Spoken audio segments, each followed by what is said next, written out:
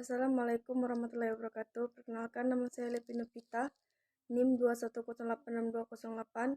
Baiklah, di sini saya akan menjelaskan atau memaparkan secara singkat pengertian dari ontologi, epistemologi, dan antropologi. Yang pertama adalah ontologi. Istilah dari ontologi berasal dari bahasa Yunani yang terdiri dari dua kata, yaitu onta berarti yang berada dan logi berarti ilmu pengetahuan atau ajaran. Maka ontologi adalah ilmu pengetahuan atau ajaran tentang keberadaan. Namun, pada dasarnya, ontologi pertama kali diperkenalkan oleh Rudolf Gelsenus pada tahun 1636 Masehi untuk menemani teori tentang hakikat yang bersifat metafisis. Dalam perkembangannya, Christian Wolffen membagi metafisika menjadi dua, yaitu metafisika umum dan metafisika khusus. Metafisika umum dimaksudkan sebagai istilah lain dari ontologi. Ontologi menyelidiki sifat dasar dari apa yang nyata secara fundamental dan cara yang berbeda di mana entitas atau wujud dari kategori-kategori yang logis yang berlainan, objek-objek fisik, hal universal, abstraksi, dapat dikatakan ada dalam rangka tradisional. Ontologi dianggap sebagai teori mengenai prinsip-prinsip umum dari hal ada, sedangkan dalam hal pemakaiannya, akhir-akhir ini ontologi dipandang sebagai teori mengenai apa yang ada.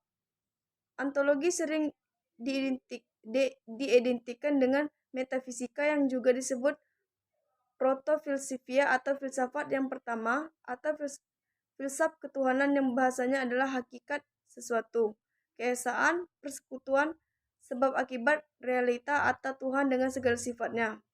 Yang pertama berfungsi sebagai refleksi kritis atas objek atau bidang, konsep-konsep asumsi, dan postulat-postulat ilmu.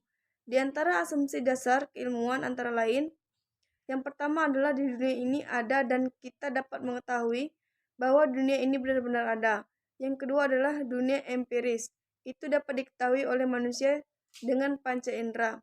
Yang ketiga adalah fenomena yang mana terdapat di dunia ini berhubungan satu dengan lain secara kasual.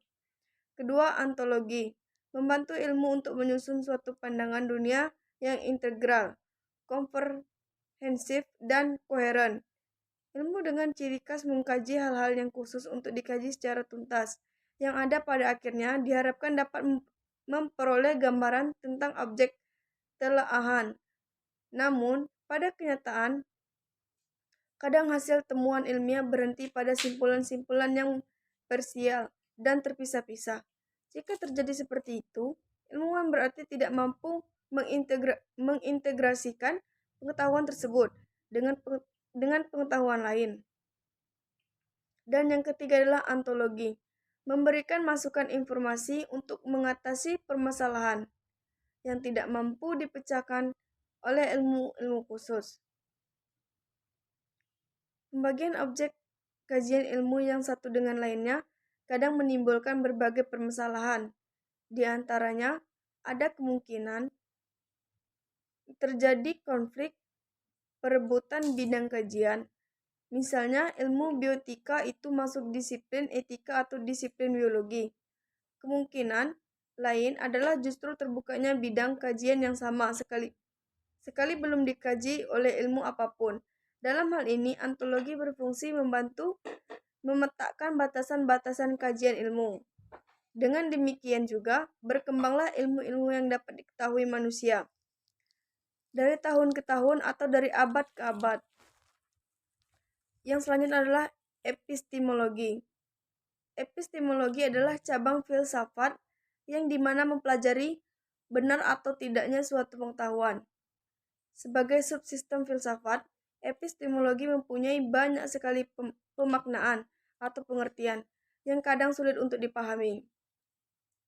Dalam memberikan pemaknaan tersebut, epistemologi, para ahli memiliki sudut pandang yang berbeda sehingga memberikan pemaknaan yang berbeda.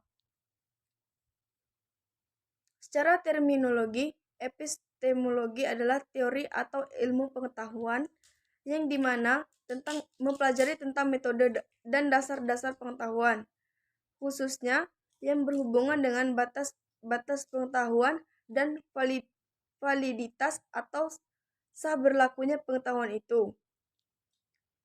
Ada beberapa ahli yang mencoba mengungkapkan definisi pada epistemologi adalah P. Hardono Hadi. Menurut beliau, epistemologi adalah cabang filsafat yang mempelajari dan mencoba menentukan kodrat dan skupi pengetahuan, penggadaian dan dasarnya, serta bertanggung jawab atas pernyataan mengenai pengetahuan yang dimiliki. Terdapat juga tokoh lain yang mencoba mendefinisikan epistemologi, adalah Dwi Hamlian.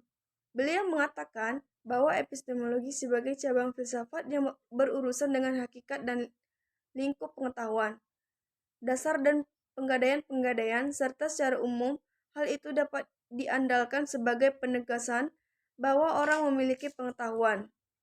Dagob Erd di Runes, seperti yang ditulis Mujamil Komar, beliau memaparkan bahwa epistemologi adalah cabang filsafat yang membahas sumber struktur, metode-metode, dan validitas pengetahuan. Sedangkan menurut Azi Umardi Azra, beliau menambahkan bahwa epistemologi sebagai ilmu yang membahas keaslian, pengertian, struktur, metode, dan validitas ilmu pengetahuan. Selanjutnya adalah aksiologi. Aksiologi membahas tentang masalah nilai. Istilah aksiologi berasal dari kata aksio dan logos. Aksio artinya nilai atas sesuatu yang berharga, dan logos artinya akal. Teori aksiologi artinya teori nilai, penyelidikan mengenai kodrat, kriteria, dan status metafisik dari nilai. Aksiologi juga sebagai cabang filsafat ialah ilmu pengetahuan yang menyelidiki hakikat nilai. Pada umumnya, ditinjau dari sudut pemandangan kefilsafatan. Aksiologi juga terdiri dari dua hal utama, yaitu etika, yang mana bagian ini filsafat nilai dan penilaian yang membicarakan perilaku orang. Semua perilaku mempunyai nilai dan tidak bebas dari penilaian. Jadi, tidak benar suatu perilaku dikatakan tidak etis dan etis. Lebih tepat perilaku adalah beretika baik atau beretika tidak baik. Yang kedua adalah estetika, bagian filsafat tentang nilai dan penilaian yang memandang karya manusia dari sudut indah dan jelek. Indah dan jelek adalah pemasangan dikotomis dalam arti bahwa yang dipermasalahkan secara esensial adalah penginderaan atau persepsi yang menimbulkan rasa senang dan nyaman pada suatu pihak, rasa tidak senang dan tidak nyaman pada pihak lainnya.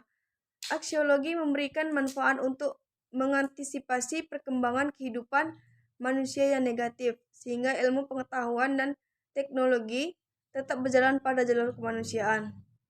Sekian penjelasan secara singkat dari saya. Wassalamualaikum warahmatullahi wabarakatuh.